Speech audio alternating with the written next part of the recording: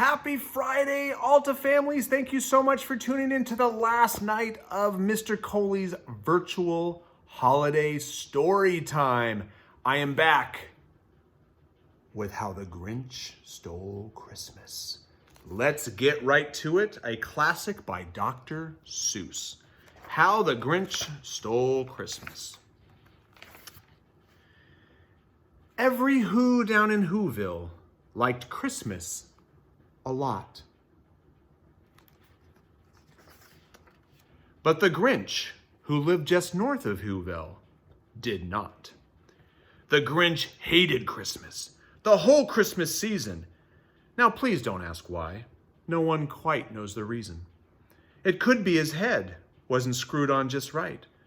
It could be, perhaps, that his shoes were too tight. But I think that the most likely reason of all may have been that his heart was 2 sizes too small. 2 sizes too small. But whatever the reason, his heart or his shoes, he stood there on Christmas Eve, hating the Whos, staring down from his cave with a sour, grinchy frown at the warm lighted windows below in their town. For he knew every Who down in Whoville beneath was busy now hanging a mistletoe wreath. And they're hanging their stockings, he snarled with a sneer. Tomorrow is Christmas, it's practically here. Then he growled, with his Grinch fingers nervously drumming, I must find some way to stop Christmas from coming. For tomorrow he knew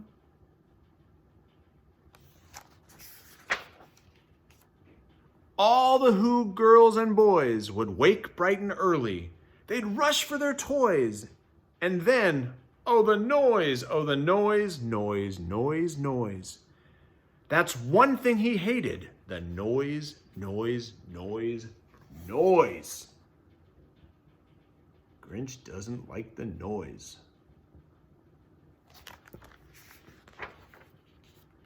Then the Whos young and old would sit down to a feast, and they'd feast, and they'd feast, and they'd feast, feast, feast, feast. They would feast on Who pudding and rare Who roast beef, which was something the Grinch couldn't stand in the least.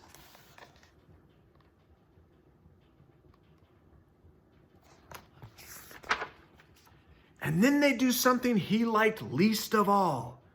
Every Who down in Whoville, the tall and the small, would stand close together with Christmas bells ringing. They'd stand hand in hand, and the Whos would start singing. They'd sing, and they'd sing, and they'd sing, sing, sing, sing. And the more the Grinch thought of this Who Christmas sing, the more the Grinch thought, I must stop this whole thing. Why, for 50 years I've put up with it now. I must stop this Christmas from coming. But how? He doesn't like the singing.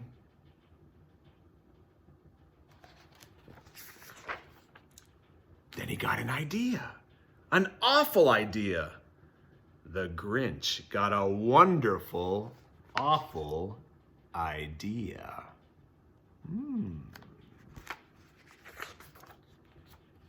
I know just what to do, the Grinch laughed in his throat, and he made a quick Santa Claus hat and a coat. And he chuckled and clucked, what a great Grinchy trick. With this coat and his hat, I look just like Saint Nick. All I need is a reindeer. The Grinch looked around. But since reindeer are scarce, there was none to be found. Did that stop the old Grinch? No, the Grinch simply said, if I can't find a reindeer, I'll make one instead. So he called his dog Max, and he took some red thread, and he tied a big horn on top of his head. So he's got his Santa suit, and he's making Max look like a reindeer.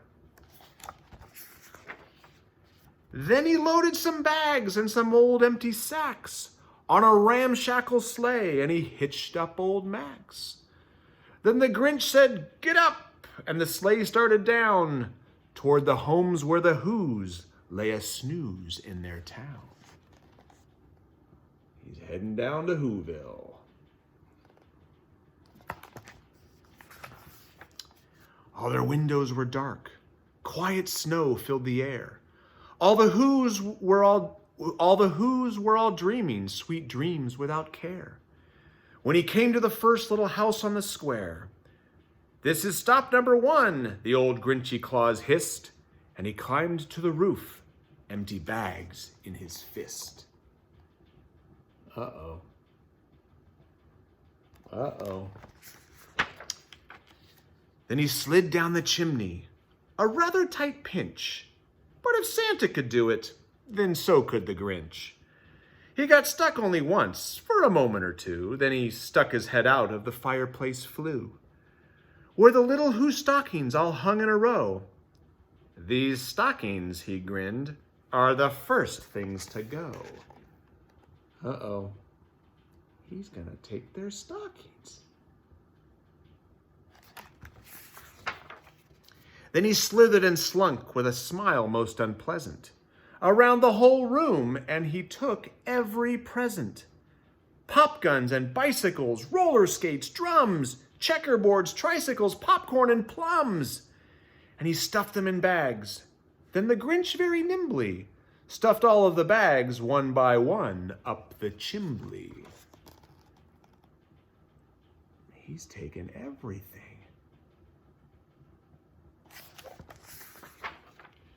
Then he slunk to the icebox. He took the Who's feast. He took the Who pudding. He took the roast beast. He cleaned out that icebox as quick as a flash. Why, that Grinch even took their last can of Who hash. He's even taken all their food. Then he stuffed all the food up the chimney with glee. "And now," grinned the Grinch, "I will stuff up the tree."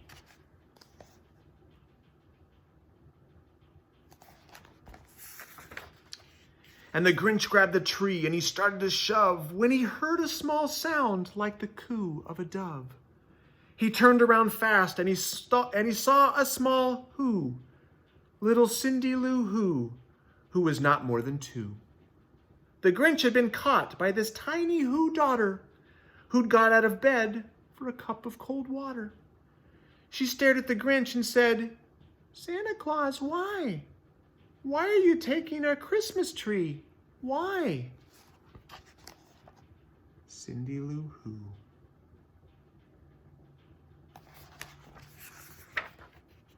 But you know that old Grinch was so smart and so slick. He thought up a lie and he thought it up quick. "Why, my little sweet tot," the fake Santa Claus lied, "there's a light on this tree that won't light on one side. So I'm taking it home to my workshop, my dear. I'll fix it up there, then I'll bring it back here."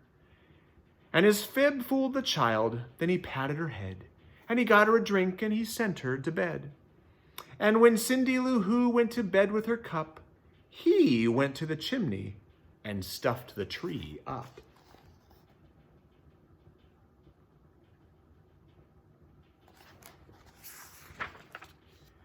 Then the last thing he took was the log for their fire. Then he went up the chimney himself, the old liar. On their walls he left nothing but hooks and some wire. And the one speck of food that he left in the house was a crumb that was even too small for a mouse. Look right down here. The crumb was too small even for a mouse. Then he did the same thing to the other Who houses, leaving crumbs much too small for the other Who's mouses. Oh boy. It was 15:15 dawn, all the Who's still abed, all the Who's still a snooze when he packed up his sled, packed it up with their presents, the ribbons, the wrappings, the tags and the tinsel, the trimmings, the trappings. He's got everything in his sleigh. 3,000 feet up the side of Mount Crumpet, he rode with his load to the tip-top to dump it. Pooh-pooh to the who's, he was grinchishly humming. They're finding out now that no Christmas is coming. They're just waking up, I know just what they'll do. Their mouths will hang open a minute or two. Then the who's down in Whoville will all cry, boo-hoo. He's gonna push it over the mountain.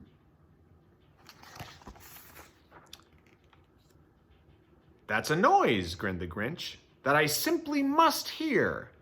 So he paused, and the Grinch put a hand to his ear. And he did hear a sound rising over the snow. It started out low, then it started to grow.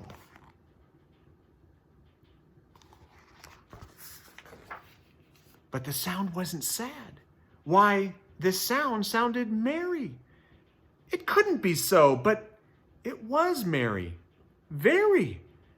He stared down at Whoville. The Grinch popped his eyes. Then he shook. What he saw was a shocking surprise.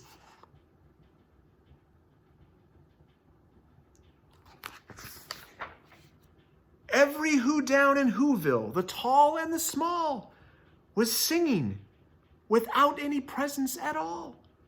He hadn't stopped Christmas from coming. It came. Somehow or other, it came just the same. He didn't stop Christmas. And the Grinch, with his Grinch feet ice cold in the snow, stood puzzling and puzzling. How could it be so? It came without ribbons. It came without tags. It came without packages, boxes, or bags. And he puzzled 3 hours till his puzzler was sore. Then the Grinch thought of something he hadn't before. Maybe Christmas, he thought, doesn't come from a store. Maybe Christmas, perhaps, means a little bit more.